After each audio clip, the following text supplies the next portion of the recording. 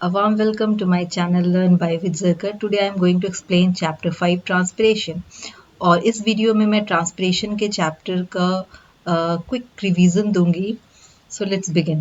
पहले तो ट्रांसपिरेशन देख लेते हैं कि ट्रांसपिरेशन है क्या. Transpiration is the process of loss of water in the form of water vapour from the leaves and other aerial parts of the plant.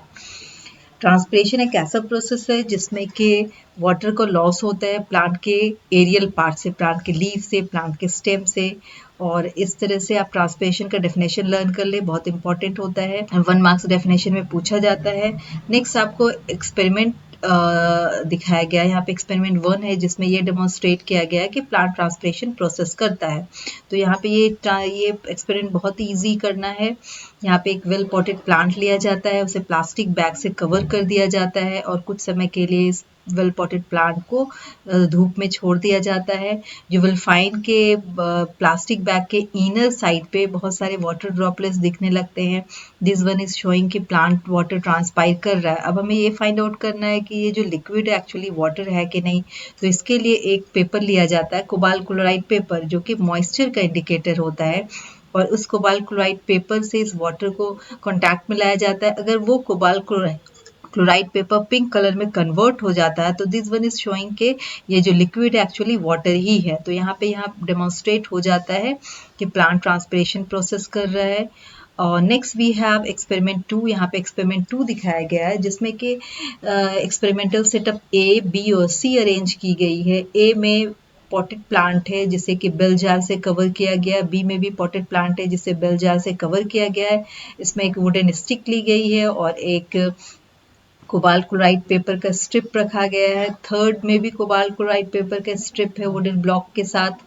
तो आप देख सकते हैं कि एक्सपेरिमेंट सेटअप ए में ट्रांसपिरेशन प्रोसेस हो रहा है. एक्सपेरिमेंटल सेटअप बी में जो क्लोराइड पेपर है वो पिंक कलर में कन्वर्ट हो गया है और सी में ऐसा कुछ नहीं होता है.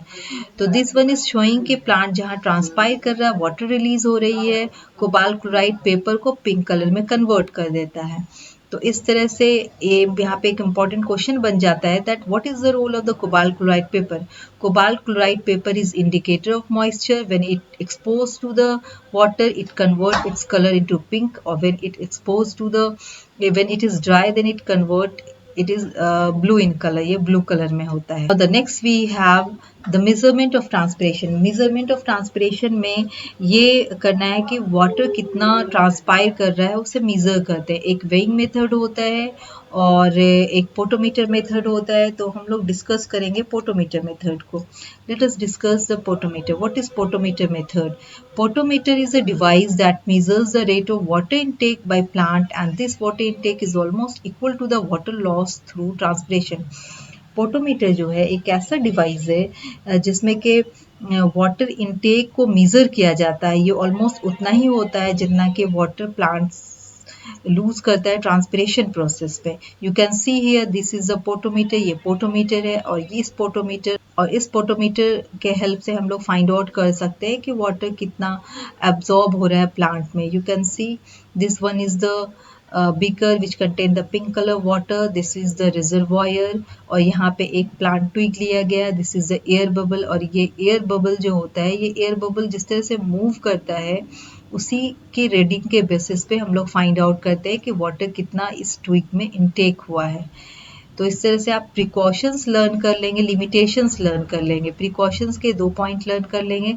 The potometer should be made completely water tight. Potometer को जो है वाटर टाइट बनाना चाहिए. और ट्विग जो होता है प्लांट का जो ट्विग लिया गया उसे ऑब्लिकली कट करना चाहिए. लिमिटेशंस क्या होता है? Introducing the air bubble is not very easy. और एयर बबल को इंट्रोड्यूस करना बहुत आसान नहीं होता है. द ट्विग में remain fully alive for a long time. और ट्विग जो होता है वो बहुत समय तक अलाइव नहीं रह सकता. ये इसका डिसएडवांटेज है. Any change in the outside the air temperature में affect the position of the air bubble in the capillary tube. और एयर बबल के पोजीशन में चेंजेस आ सकता है बाहरी फैक्टर की वजह से. तो इस वजह से ये इसके लिमिटेशंस हैं. लिमिटेशंस आप लोग से पूछा जाता है 2 मार्क्स 1 मार्क्स का, तो आप एटलीस्ट 2 पॉइंट्स लर्न कर लें. Now the next we have the kinds of transpiration. Transpiration कितने काइंड का होता है? पहला एस्टोमेटल ट्रांसपिरेशन होता है, दूसरा क्यूटिकुलर ट्रांसपिरेशन होता है, तीसरा लेंटिकुलर ट्रांसपिरेशन होता है। तो what is the एस्टोमेटल transpiration? एस्टोमेटल transpiration क्या है? एस्टोमेटा के हेल्प से जो ट्रांसपिरेशन होता है उसे एस्टोमेटल ट्रांसपिरेशन कहते हैं। क्यूटिकल के हेल्प से जो ट्रांसपिरेशन होता है, जो लीव्स के ऊपर वैक्सी लेयर होता है, दैट इज द क्यूटिकल, और इस क्यूटिकल लेयर से जो ट्रांसपिरेशन होगा उसे क्यूटिकल ट्रांसपिरेशन करेंगे। डायरेक्ट सरफेस से होता है। From the lenticels which are the minute opening on the surface of the old woody stems, और ओल्ड वुडी स्टेम्स जो माइन्यूट ओपनिंग होती है, from the lenticels which are the minute opening on the surface of old woody stems, और old woody stems पे minute opening होती है जैसे lenticels कहते हैं, इसके हेल्प से जो ट्रांसपिरेशन होगा उसे लेंटिकुलर ट्रांसपिरेशन कहते हैं। Now the mechanism of the stomatal transpiration. Stomatal transpiration क्या है? पहले हम यहाँ पे स्टोमेटा का स्ट्रक्चर समझेंगे।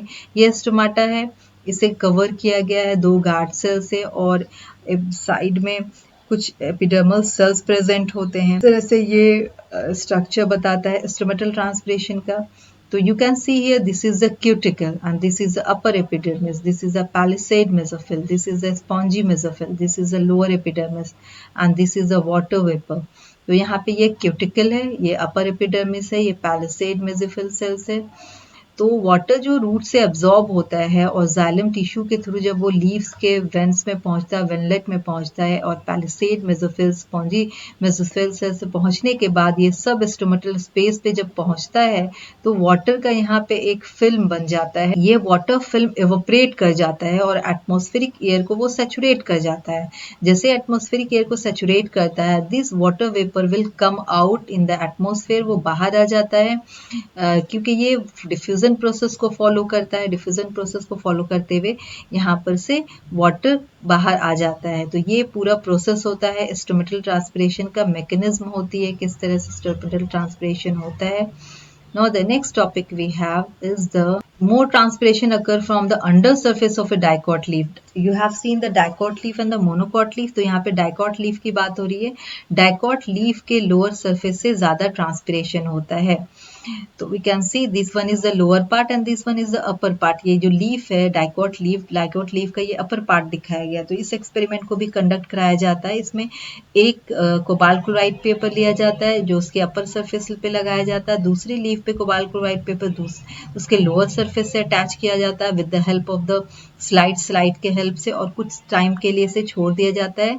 ट्रांसपिरेशन प्रोसेस होने के बाद हम फाइंड करेंगे कि जो लीफ के लोअर साइड में जो कोबाल्ट क्लोराइड पेपर है वो पिंक कलर में कन्वर्ट हो जाता है। This one is showing that there is a more transpiration occur on the lower surface of the leaf. It means कि स्टोमेटा लोअर सरफेस पे ज्यादा है, जिसकी वजह से लोअर सरफेस पे ट्रांसपिरेशन हो रहा है।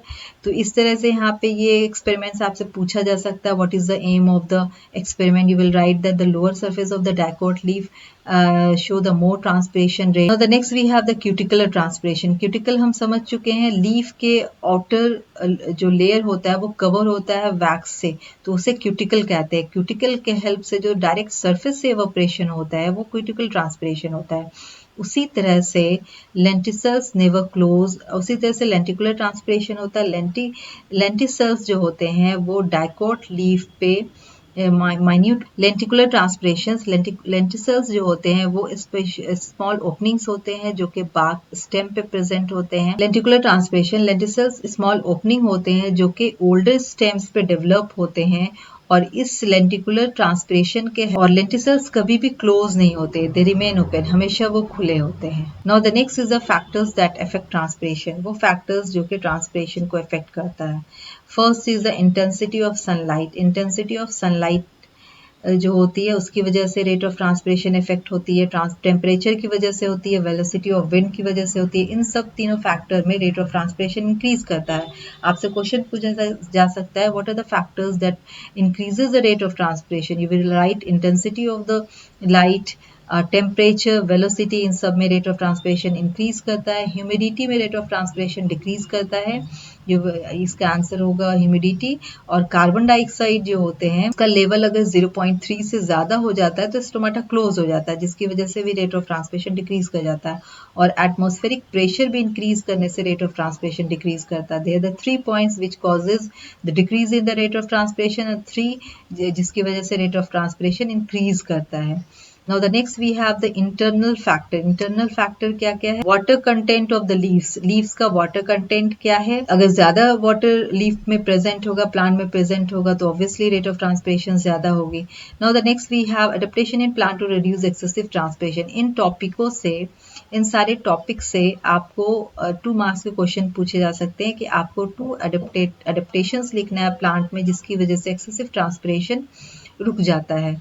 तो you will right only answers in point, आपको पॉइंट में सिर्फ आंसर लिखना है। लाइक सनकेन स्टोमाटा प्रेजेंट होता है, फ्यूर स्टोमाटा होता है, नैरो लीव्स होती है, रिड्यूस एक्सपोज सर्फेसेस होता है, लॉस ऑफ लीव्स होता है, थिक क्यूटिकल होती है। इस तरह से ये रेट ऑफ ट्रांसपिरेशन को डिक्रीज करता है और अडेप्टेशंस होते हैं। Now the next we have significance of transpiration. सिर्फ 1 मार्क्स के क्वेश्चन में पूछा जाता है what are the significance of transpiration.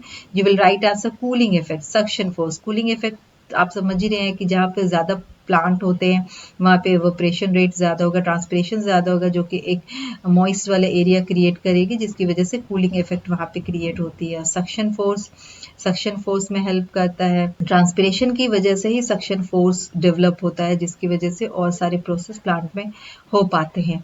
Now the next is the distribution of the water minerals. Transpiration ही के हेल्प से वाटर मिनरल्स का डिस्ट्रीब्यूशन प्लांट में हो पाता है। You can see कि क्या significance है. You will write 2 points of the 3 points you just learn: cooling effect, suction force or distribution of water minerals. That will be a completely answer. Now the next is the transpiration affect climate. किस तरह से transpiration climate को affect करता है वो भी important है। Next topic है आपका guttation and bleeding. So what is guttation? Guttation is the excessive loss of the water through the margin of the leaf through the special structure हाइड्रोथॉट called guttation. इसे ही गटेशन कहते हैं। Guttation कब होता है? ह्यूमिड इन्वायरमेंट में होता है जबकि ट्रांसपिरेशन का रेट कम होता है और एब्जॉर्प्शन उसी तेजी से होता है। और water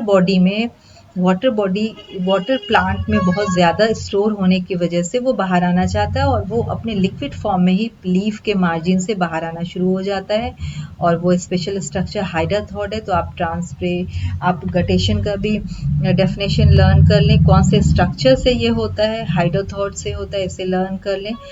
now the next we have the bleeding. Bleeding क्या है? This happens only due to injury. The plant escapes from the ruptured or cut surface of plant, the root pressure generated by a plant assists in bleeding. तो plant कहीं पे अगर cut या rupture हो जाता है तो जो लॉस ऑफ लिक्विड होता है दैट इज द ब्लीडिंग, उसे ब्लीडिंग कहते हैं। यहाँ पे एक समिंग अप दिखाया गया, diagrammatic representation of the path of water through the plant and the various physical forces which are responsible for the movement within the loss in water outside. तो यहाँ पे दिखाया गया है कि किस तरह से इम्बिबिशन हो रहा है, ऑस्मोसिस हो रही है और फिर ये वाटर का एब्जॉर्प्शन जाइलम टिश्यू में हो रहा है, कौन कौन सा प्रेशर इस पे लग रहा है, कोहेजन, रूट प्रेशर, कैपिलरिटी। इन प्रेशर अप्लाई होने के बाद ये पहुंचता है जाइलम में पहुंचने के बाद ये सेल टू सेल मार्जिन तक पहुंचता है लीफ के और गटेशन प्रोसेस करता है और फिर स्टोमाटा में पहुंचता है तो स्टोमेटल ट्रांसपिरेशन होता है, क्यूटिकल के हेल्प से होता है तो क्यूटिकल ट्रांसपिरेशन होता है। इस तरह से कंप्लीट समरी दिखाई गई है किस तरह से वाटर का एब्जॉर्प्शन होता है और किस तरह से वाटर प्लांट बॉडी से लूज किया जाता है। तो here this chapter is completed. यहाँ पे ये चैप्टर कंप्लीट हो गया है। बहुत ही फास्ट में मैंने ये चैप्टर एक्सप्लेन किया है।